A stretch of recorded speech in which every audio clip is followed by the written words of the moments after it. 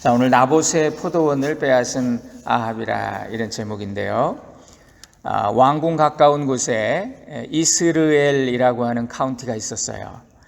거기는 평야 지역입니다.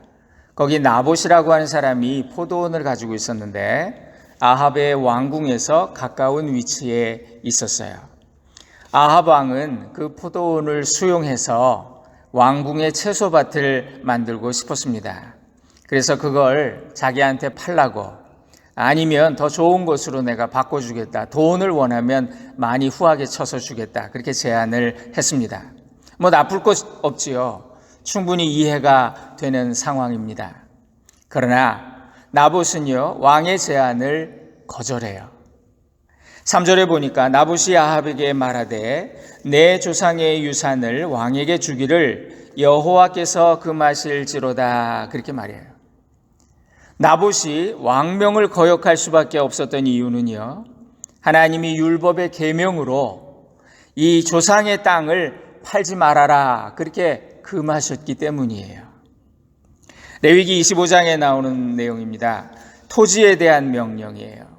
하나님은 가나안 땅을 얻게 될 이스라엘 백성을 향해서 몇 가지 당부를 하셨는데, 첫 번째, 토지는 영원히 팔지 말라. 그 이유는 가나안 땅의 영원한 주인은 하나님이시기 때문에 너희는 잠시 빌려서 쓰는 거야. 내가 준 거 빌려서 쓰는 거야. 두 번째는요, 인생은 잠시 머물다 가는 나그네라는 거 잊지 말아라. 너도 나그네, 네 아들도 나그네, 너희는 땅에서 잠시 지나가는 거지 이걸 소유하려고 하지 마. 세 번째는요, 만일 형제가 가난해서 땅을 파는 경우가 있을 거 아니에요? 그러면 그 친척 중에 좀 능력이 있는 사람이 대신 값을 치르고 그 땅을 다시 사서 물러주라는 거예요. 우리가 룻기 같은 거 읽어보면 그런 내용이 나오잖아요. 하나님이 주신 명령이에요. 그리고 네 번째는요, 그렇게도 할 수 없는 사람들이 있잖아요. 친척도 없고 땅은 어쩔 수 없이 넘어갔는데 그런 사람이 있다면 50년이 되는 해, 희년이라고 해서 그때는 반드시 그 땅을 본래 주인에게 되돌려 주어라. 이것이 하나님의 명령이고 토지법이에요. 그러니까 이 토지법은 땅의 주인이 사람이 아니고 하나님이시다, 이걸 알려주시는 교훈이었어요. 그러니까 요즘 말로 표현하면 일종의 토지 공개념 같은 거죠. 있는 사람이 자꾸 자기 땅을 불려가고 없는 사람은 계속 가난해서 결국 소작농이 되고 마는 그런 걸 방지하기 위해서 하나님께서는 땅은 다 내 것이니까 너희는 각자의 몫을 빌려서 쓰다가 이 땅을 떠나는 것이다, 가르쳐 주신 거예요. 그래서 여기 나봇은요, 자기 포도원을 가리켜서 내 조상의 유산이라 그렇게 표현합니다. 그래서 내가 팔 수가 없네요. 임금님 죄송합니다. 자기 소유가 아니기 때문에 팔 수 없다는 거예요. 땅의 주인이신 하나님이 금하셨기 때문에 왕의 제안이라도 제가 받을 수가 없다고 그렇게 대답을 했습니다. 그러니까 이스라엘 백성들에게요, 땅은 단순히 경제적이고 사회적인 가치 이상의 그런 것이었습니다. 그러니까 땅은 하나님의 언약의 선물이기 때문에 이건 팔아먹으면 안 된다는 거. 마치 부부간의 결혼 반지 같은 거예요. 땅은 개인과 그 가문이 하나님의 주권을 인정하는 신앙적인 표시라는 거예요. 하나님이 주인이신데 내게 잠시 선물로 주셨다. 하나님의 소유권, 신앙적인 표시로 하나님의 주권과 소유권을 나타내는 것이 땅이에요. 우리가 결혼을 하면 남편은 아내의 소유가 되고요, 아내는 남편의 소유가 됩니다. 그건 다른 사람과 나눌 수 없는 거예요. 그래서 혼인의 그 순결을 지키듯이 땅을 지키라고, 그래야 나와 언약의 관계가 계속될 것이다. 하나님이 그래서 이 계명을 주셨고 우리에게 순종을 요구하시죠. 또 땅은 조상의 유업이에요. 그래서 마치 패밀리 네임을 우리가 바꾸지 않는 것처럼 이스라엘의 거룩한 전통의 계승이고 역사 보존의 의미가 있었습니다. 그래서 땅을, 조상의 유산을 함부로 팔지 말라고 그렇게 하신 거예요. 그러니까 나봇의 입장에서 한번 생각해 보십시오. 지금 왕이 그런 좋은 제안을 하니까 인간적으로 여러 가지 이득을 얻을 수 있는 기회잖아요. 더 크고, 이번 기회에 말이죠, 더 크고 아름다운 포도원으로 이렇게 갈아타거나 아니면 높은 가격에 팔아서 돈을 많이 벌 수 있는 그런 기회이기도 합니다. 또 왕의 환심을 사서 미래에 대한 보상을 받을 수도 있어요. 저 나봇이 나한테 잘 보여서 내가 너 기억할게, 이럴 수도 있잖아요. 여러분, 이런 이유들 때문에 당시에 많은 사람들이 이런 핑계 저런 핑계로요, 율법을 쉽게 무시하고 어기고 땅을 팔아먹었어요. 그래서 아합도 이런 제안을 했던 거예요. 야, 좋은 게 좋은 거 아니냐? 너는 더 좋은 땅을 얻고 나는 또 편리함을 얻고, 그렇게 이제 제안을 했던 거죠. 오늘도 사람들은 이익을 위해 의로움을 희생시킵니다. 이를 위해 의를 희생시켜요. 오늘날도 사람들은 명분을 희생하고 진리를 챙깁니다. 그럼에도 불구하고 나봇은 왕의 제안을 거절했지요. 나봇은 자신의 인생에서 내 인생의 왕은 오직 한 분, 여호와 하나님이시다, 그렇게 믿었기 때문에, 비록 아합 왕이 나한테 그런 명을 하고 또 그런 좋은 제안을 나에게 한다고 해도 하나님의 명령을 어길 수 없다, 이렇게 생각한 거예요. 이런 나봇과 같은 사람, 오늘날 현대인의 입장에서 본다면, 에이, 사람이 꽉 막혔네, 앞뒤가. 타협도 모르고 처세 방법도 모르고 뭐 이렇게 융통성이 없어, 이 사람. 바보 취급을 받을 수도 있어요. 하지만 이 신실한 나봇은요, 하나님의 명을 지키기 위해 왕의 제안과 명령을 거부해요.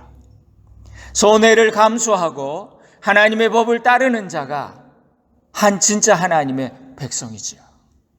천국의 시민이지요. 나봇이 아합에게 말하되 내 조상의 유산을 왕에게 주기를 여호와께서 금하실지로다. 이 말을 들은 아합, 이게 안 된다 그러니까 말이죠, 더 간절한 거예요. 그 땅이 자꾸 더 가지고 싶어졌어요. 그는 근심하고 답답해서 왕궁으로 돌아왔습니다. 침대에 누워가지고 얼굴을 돌리고 식사도 안 할 정도로 고민을 하는 거예요. 그때 아합의 아내 이세벨이 들어왔습니다. 여보, 당신 왜 식사를 안 해요? 혹시 뭐 근심되는 일이 있어요? 왕이 자초지종을 쭉 설명합니다. 우리 왕궁 앞에 있는 그 포도원 있잖아, 나봇이라는 사람 포도원인데, 내가 그 사람 그거 왕궁 채소밭 만들려고 제안을 했거든. 돈 주겠다, 아니면 더 좋은 포도원으로 바꿔주겠다, 그렇게 아주 내가 간절히 얘기했는데, 이놈이 내가 그렇게 부탁을 하는데도 팔 수 없다는 거야. 내가 답답해 죽겠어. 나 저거 딱인데 말이야, 우리한테. 그러고 있는 거예요. 그렇게 대답을 했어요. 그랬더니 7절에 보니까 그의 아내 이세벨이 그에게 이르되 왕이 지금 이스라엘 나라를 다스리시나이까 일어나 식사를 하시고 마음을 즐겁게 하소서.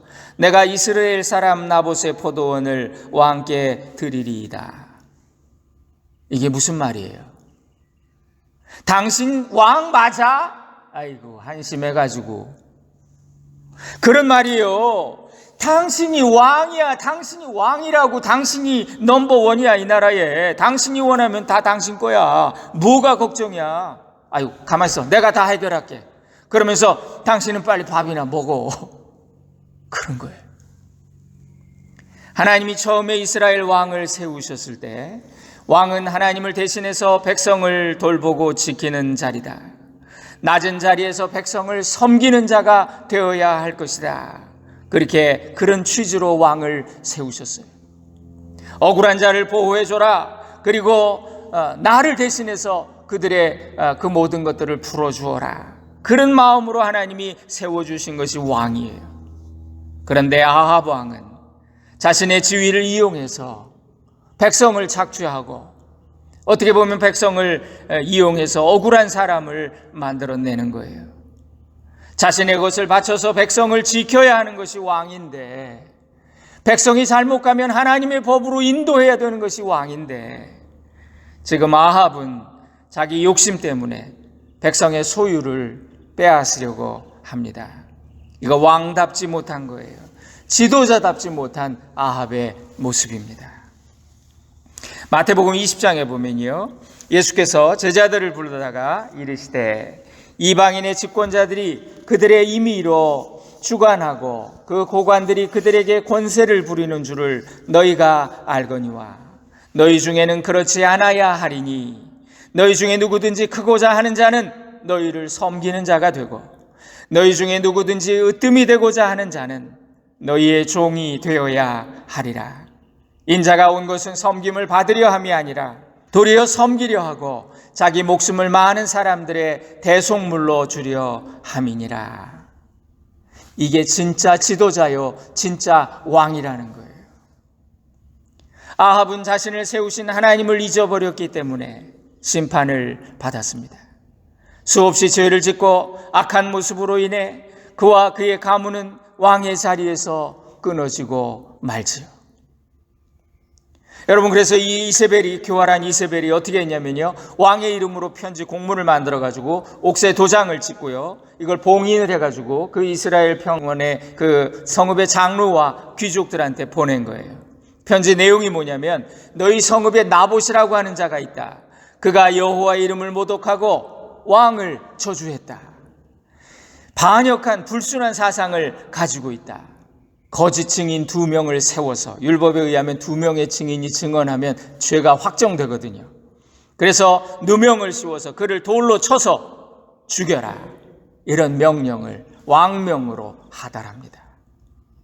결국 나봇은 졸지에 반역자가 되고 신성모독자로 몰려서 돌에 맞아 죽게 돼요. 그리고 기별이 왔습니다. 나봇이 돌에 맞아 죽었나이다. 왕께 아뢰오. 여러분, 그 소식을 들은 이세벨은 남편한테 말하기를, 여보, 지난번에 말한 거 그거 내가 간단하게 해결했어. 나봇이 죽었대. 그 땅 이제 자기 거야. 이렇게 말한 거예요. 이세벨이 나봇이 돌에 맞아 죽었다 함을 듣고 이세벨이 아합에게 이르되, 일어나 그 이스라엘 사람 나봇이 돈으로 바꾸어 주기를 싫어하던 나봇의 포도원을 차지하소서. 나봇이 살아있지 아니하고 죽었나이다. 오늘 이 내용은 인간 세상의 죄의 전형적인 패턴을 보여줍니다. 탐욕, 욕심이 잉태해서 죄를 낳는다. 죄가 자라면 사망을 낳는다. 전형적인 모습입니다. 이 아합은 왕이었어요. 그는 많은 걸 소유하고 있었습니다. 일반인들이 꿈도 꾸지 못하는 위치에서 사람들이 상상할 수 없는 부귀 영화를 누리는 왕이라는 자리예요. 그런데 그가 왕궁 옆에 있는 그 포도원을 갖고 싶어서, 이게 뭐예요? 육신의 정욕이죠. 그 포도원이 너무 좋아 보여서, 이게 뭐예요? 안목의 정욕입니다. 그래서 무고한 나봇을 누명을 씌워서 죽입니다. 그리고 그걸 빼앗아요. 이것을 하나님이 다 보고 계셨고 악하다 여기셨습니다. 아합은 나봇이 죽었다 하는 말을 듣고 곧 일어나 나봇의 포도원을 차지하러 그리로 내려갔더라. 그래서 성경에서요, 내려갔다라는 표현은 주로 믿음의 자리에서 이렇게 떨어지는 거. 그래서 타락, 영어로 타락이라고 하는 단어가 fall이잖아요. 떨어진다는 거잖아요. 그거를 표현해요. 반대로 그 성경에서 올라갔다, 이런 표현이 있습니다. 여호와의 집으로 올라갔다, 예루살렘으로 올라갔다.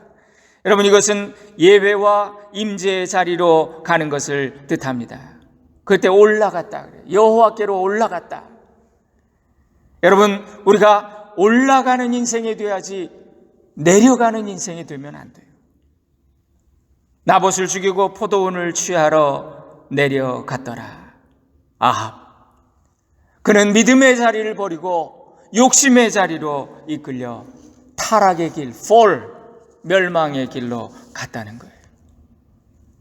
우리가 성경을 읽을 때 여기 이 아합이 이거 악하네, 이거 나쁜 놈이, 인간의 탈을 쓰고 어찌 이런 놈이 이런 짓을 한단 말인가, 비난하면서 끝나면 성경 잘못 읽는 거예요. 오늘 우리 내면에도 아합이 있습니다. 아합의 요소가 내 안에도 있어요. 욕심이 있어요. 사람이 죄를 짓는 이유는요, 욕심 때문이에요. 욕심이 잉태한 즉 죄를 낳는다. 욕심만 버려도 성자가 된다, 그런 말이 있어요. 가장 무서운 살인죄가 있죠. 사람을 죽이는 건데 이것도 보면 결국 욕심 때문에. 본문 말씀은 아합을 통해 인간이 얼마나 악한 존재인가, 끝없는 욕심, 가진 자가 더 가지고 싶어서 사람을 죽이기까지 하는 그런 인간의 약한 모습, 악한 모습, 죄된 모습을 적나라하게 보여주는 그런 이야기예요. 우리는 마음으로 아합을 비난하고 욕합니다. 이 나쁜 놈, 이런 나쁜 놈, 천하의 나쁜 놈. 그런데 우리 속에도 죄의 씨앗이 되는 똑같은 욕심이 있어요. 여러분, 맹수의 왕이라고 불리는 사자도 배가 고프지 않으면 사냥하지 않는데, 먹잇감이 앞에 돌아다니는 토끼가 있어도 그거 건드리지 않는데, 오직 인간만이 욕심으로 생명을 죽여요. 배가 불러도 더 먹고 싶어. 안 먹을 걸 탐하고 쓰지도 않는 걸 쌓아두고, 이것이 인간의 죄입니다. 그래서 욕심만 잘 다스려도 성자가 되는 거예요. 우리는 알면서도 또 모르면서 또 때로는 모르는 척하면서 그렇게 죄를 계속해서 짓습니다. 그래서 성경에 성령님은 어떤 역할을 하시느냐? 죄에 대하여, 의에 대하여, 심판에 대하여 우리를 깨우치신다. 그래서 성령 받은 사람은요, 죄에 민감해요. 이거 하나님이 싫어하시는데, 이렇게 되는 거예요. 참 소경은 세상을 못 보는 자가 아니라 자기 죄를 못 보는 자다. 송명희 시인이 쓴 시 중에 귀머거리가 누구인가? 세상의 소리를 못 듣는 자가 아니라 성령의 깨우치시는 소리를 듣지 못하는 자가 진짜 귀머거리다. 아합이 나봇의 포도원을 빼앗은 이 범죄는 또 누구랑 비슷합니까? 다윗의 범죄. 다윗이 우리아의 아내 밧세바를 빼앗았을 때, 그 죄를 지었을 때 그 상황과 패턴이 똑같아요. 다윗 왕은 많은 것을 소유했습니다. 그에게는 후궁도 많았습니다. 이렇게 하나님이 주신 많은 것을 누리던 다윗 왕이 욕심을 부렸어요. 인간의 욕심은 끝이 없어요.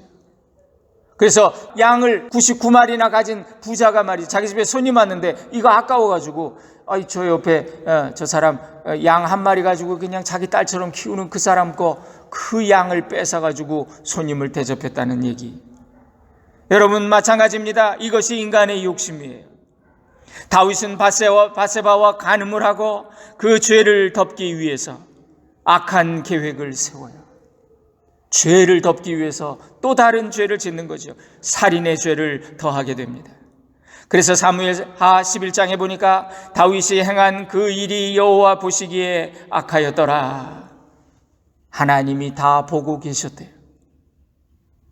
인간은 은밀하게 죄를 짓고 하나님 몰래 다 해치우는 것처럼 착각을 하지만 하나님이 다 보고 계셨대요. 그래서 우리 인간이 하나님의 그 시선, 하나님의 불꽃같이 감찰하시는 그 눈, 그 시선을 우리가 잊어버릴 때, 망각할 때, 그 순간에 죄를 짓는 거예요. 요셉은 보디발의 아내가 유혹할 때, 집안에 아무도 없을 때, 아무도 없어요, 나와 동침하자고. 그때 요셉은 하나님이 보고 계십니다. 내가 어찌 그분 앞에 죄를 짓겠습니까? 요셉은 혼자 있는 순간에도 하나님의 감찰하시는 시선을 의식하며 살던 자였어요. 하나님께서는 엘리야 선지자에게 아합에게 가서 심판의 말씀을 전하라고 명령하셨습니다. 아합처럼 우리가 악한 자리로 내려갈 때 하나님은 거기 심판을 대기시키시는 거예요. 반면에 우리가 하나님을 향해서 믿음의 길로 올라갈 때 거기에 하나님은 복을, 하나님의 섭리를, 하나님의 은혜를 준비해 놓으세요. 아브라함이 독자 이삭을 번제로 바치라는 그 힘든 명령에 순종하며 산을 올라갔을 때 하나님은 반대편 산으로 말이죠, 한 마리 순양을 올려보내고 계셨다, 그런 말이 있습니다. 이것이 여호와 일의 주님의 은혜지요. 자, 그렇게 길에서 엘리야를 만난 아합, 엘리야를 딱 보자마자 아합은요 항상 엘리야가 껄끄러워. 나의 원수 대적 이렇게 이 왼수야 그러면서 또 얘기하거든요. 그때 하나님의 말씀을 전합니다. 19절인데요. 여호와의 말씀이 내가 죽이고 또 빼앗았느냐? 넌 왜 항상 하는 일이 그러냐? 또 그에게 이르기를 여호와의 말씀이 개들이 나봇의 피를 핥은 곳에서 개들이 내 피 곧 내 몸의 피도 핥으리라 하였다. 엘리야는 아합을 꾸짖으면서 이렇게 말해요. 내가 내 자신을 팔아 여호와 보시기에 악을 행하였으므로. 25절에서는 예로부터 아합과 같이 그 자신을 팔아 여호와 앞에서 악을 행한 자가 없음은 그를 그의 아내 이세벨이 충동하였음이라 그렇게 말씀합니다. 아합은 악에게 자신을 팔아버린 자예요. 아내의 충동질에 넘어가서 악을 행한 자예요. 파우스트라고 하는 그 책을 보면 메피스토펠레스라고 하는 악마가 나타나서 파우스트 박사 모든 걸 다 누렸지만 아무것도 인생에 낙이 없었던 그에게 내가 너의 모든 것 젊음을 돌려주고 너의 모든 것을 돌려줄 텐데 네가 너무 행복해서 시간아 멈추어라 나 너무 행복하다 이런 순간이 온다면 너 네 영혼을 나에게 팔아라 그렇게 파우스트 박사가 넘어갔어요. 악마는 오늘도 두루 다니면서 인간을 유혹합니다. 네가 원하는 것을 줄 테니 내 영혼을 팔아라. 아합은 악마가 주는 독배를 마셔버린 거지요. 또한 그의 아내 이세벨이 충동하였습니다. 성경에 지혜로운 여인은 남편의 집을 세운다 그런 말씀이 있어요. 그러나 미련한 여인은 제 손으로 그것을 헌다. 잠언서 14장에 나오는 말씀. 이방 여인입니다. 시돈의 왕 또 바알의 제사장이었던 엣바알의 딸 이세벨. 이세벨이 아합과 결혼해서 그 이스라엘의 우상 숭배가 만연하고 그 아합의 타락이 시작이 되는데 그 이세벨에게 끌려다니며 바알을 섬기고 여호와 하나님을 대적하고 수많은 악을 행한 왕이 아합이에요. 성경에 보면요 부부가 한 몸이잖아요. 그래서 이게 부부가 한 사람이라도 하나님 앞에 바로 서 있으면요 그 부부는 망하지 않고 복을 받아요. 부부는요 한 사람이라도 깨어 있으면 그 가정이 살고 그렇지 않으면 함께 망해요. 여러분 브리스길라와 아굴라라고 하는 신실한 믿음의 부부가 있었습니다. 바울의 동역자가 됐어요. 두 사람은 서로가 서로를 격려하며 반면에 아나니아와 삽비라라는 부부가 있었어요. 그 둘 중에 한 사람도 깨어있지 못해서 남편이 이렇게 하면 어떨까? 그래서 아이 하나님 앞에 큰 몇푼 가지고 여보 하나님 더 큰 거 주시오. 그러면 안 돼 라고 말해줬다면 얼마나 좋았을까? 그럴까요? 부부가 같이 말이죠. 그래서 악을 서로 말리지 못해서 부부가 함께 망하고 말아요. 그러니까 남편은 아내에게 믿음의 방패가 되어 주어야 합니다. 아내는 남편에게 기도의 방패가 되어 주어야 합니다. 이것이 부부요 돕는 배필이. 하나님이 부부를 주신 이유가 이거예요. 21절부터 봅니다. 여호와의 말씀이 내가 재앙을 내게 내려 너를 쓸어버리되 내게 속한 남자는 이스라엘 가운데에 매인자나 노인자를 다 멸할 것이요 또 내 집이 느밧의 아들 여로보암의 집처럼 되게 하고 이는 내가 나를 노하게 하고 이스라엘이 범죄하게 한 까닭이니라 하셨고 이세벨에 대해서도 여호와께서 말씀하여 이르시되 개들이 이스라엘 성읍의 곁에서 이세벨을 먹을 것이다. 아합에게 속한 자로서 성읍에서 죽은 자는 개들이 먹고 들에서 죽은 자는 공중의 새가 먹으리라 하셨느니라. 하나님의 심판, 하나님의 심판의 선고. 그런데요 여기서 놀라운 반전이 일어났어요. 여기 아합이 말이죠 이 말을 듣고 회개합니다. 지금 엘리야가 아합한테 하나님께서 당신에게 저주를 내리실 것입니다 그랬더니 27절을 보니까 아합이 이 모든 말씀을 들었을 때에 그의 옷을 찢고 굵은 배로 몸을 동이고 금식하고 굵은 배에 누우며 또 풀이 죽어 다니더라. 내가 왜 그랬지? 비련해가지고 내가 이제 와이프 말 듣고 이게 뭐야? 그러면서 옷을 찢고 굵은 배로 몸을 동이고 금식하고 풀이 죽어 굵은 배에 누워서. 그러니까 하나님이 말씀하십니다. 29절에 아합이 내 앞에서 겸비함을 내가 보느냐? 그가 내 앞에서 겸비함으로 내가 재앙을 저의 시대에는 내리지 아니하고 그 아들의 시대에야 재앙을 내리리라 하셨더라. 이 녀석 봐라. 아이고, 이 녀석 봐라. 여러분, 역사상 전무후무한 악을 행했던 아합 왕이 선지자의 경고를 듣고 회개하는 모습을 보였다는 거예요. 그걸 보고 하나님이 놀라셨대요. 그러면서 말씀하시기를 아합이 내 앞에서 겸비함으로 내가 그의 재앙을 집행유예 해주겠다. 겸비하다는 것, 겸손히 자신을 낮춘다는 것, 하나님을 두려워하는 마음, 이것이 회개지요. 아합이 회개했다고 이렇게 진정한 회개. 근데 보니까 하여튼 굉장히 후회는 하는 것 같아요. 그래서 하나님은 그것이 회개라고 받아주시면서 집행유예를 선고하셨어요. 저는 이런 구절 읽을 때 참 이해하기가 어려웠습니다. 하나님은 어찌 이런 악한 인간에 대해서 집행유예를 선고하시는가? 당장에 벼락을 쳐서 죽이신다고 해도 시원찮을 그런 악인인데 말이지. 하지만 이것은 우리가 하나님의 속성을 이해할 수 있는 그런 근거가 되지요. 우리는 다른 사람이 죄를 짓거나 잘못을 하면 엄정한 잣대를 가지고 말이죠. 이런 나쁜 놈, 정의의 사도가 돼서 말이죠. 그를 막 비난합니다. 그런데요, 한번 생각해 보세요. 하나님이 어떻게 저런 사람을 살려주셔? 죽여야지. 나 이해 못해. 이렇게 생각하는데 한번 생각해 보세요. 사람이 죄를 지을 때마다 하나님이 진노하셔서 제우스 신처럼 말이지 라이트닝 볼트를 던져가지고 말이지 벼락을 치고 사람을 죽이셨다면 이 세상에 살아있을 자가 하나도 없지요. 우리도 벌써 죽었을 거예요. 오늘 말씀을 통해 아합을 통해 인간이 얼마나 악한 존재인가를 적나라하게 보여줍니다.